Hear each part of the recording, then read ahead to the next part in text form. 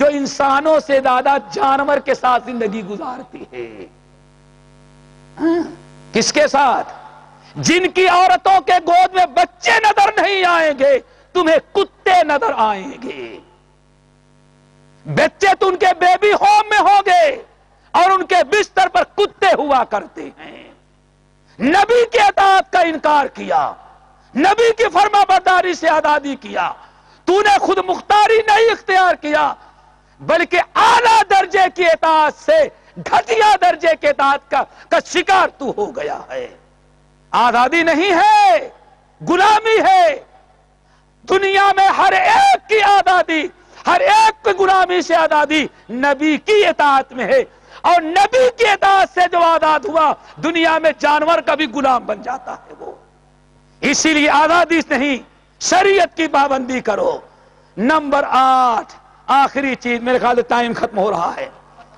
Number 9، اب 10ویں نہیں بیان کریں گے انشاءاللہ، پھر کبھی موقع ملا 10ویں بیان کر دیں گے. نمبر 9، اللہ اکبر. اللہ اس کے رسول کا حکم، نبی کا حکم آ جائے، نبی کا فرمان آ جائے، کتاب اللہ سنت رسول آ گیا اور نبی نے فیصلہ کر دیا اور کتاب و سنت سامنے آ گئی، تو یہ بھی کسی انسان کو اختیار نہیں کہ اب وہ کسی اور کے پاس جائے. صاحب انہوں نے تو فیصلہ سنا دیا، لیکن آپ کی کیا رائے ہے؟ اللہ فرماتے خبردار، انما كان قول المؤمنين اذا دعوا الى الله ورسوله ليحكم بينهم ان يقولوا سمعنا واطعنا. مومنوں کا طریقہ کیا؟ سمعنا واطعنا.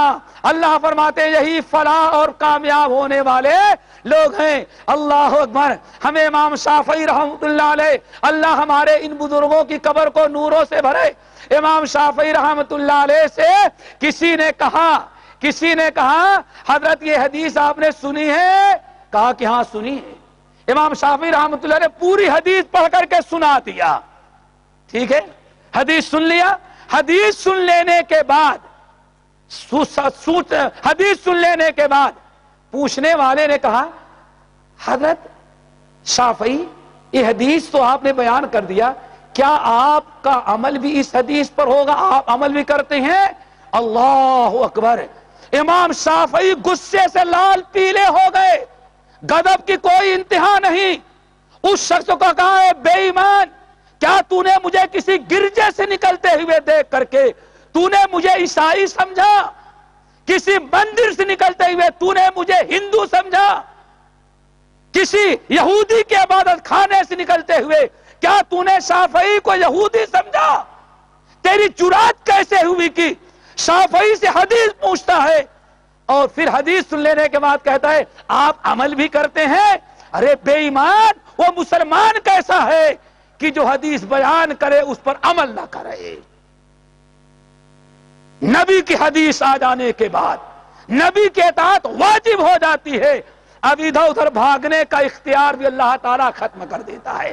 یہ ہم نے چند باتیں کہی ہیں، اگلی بات لمبی ہو گئی، وقت ہمیں اور کم دیا گیا تھا. اللہ تعالیٰ اس مجلس کو خیر و برکت کا مجلس بنائے اور جو کچھ ہم نے کہا ہے اللہ تعالیٰ اس پر ہم کو اور آپ تمام ساتھیوں کو عمل کرنے کی توفیق نصیب فرمائے. اور اس مجلس کی جو کچھ فضیلتیں اللہ نے مقرر کی ہیں، ہم تمام ساتھیوں کو اس مجلس کے فضیلت کا مستحق بنائے. اللہم اغفر للمؤمنین والمؤمنات. اقول قولی ھذا واستغفر اللہ من کل ذنب واتوب الیہ.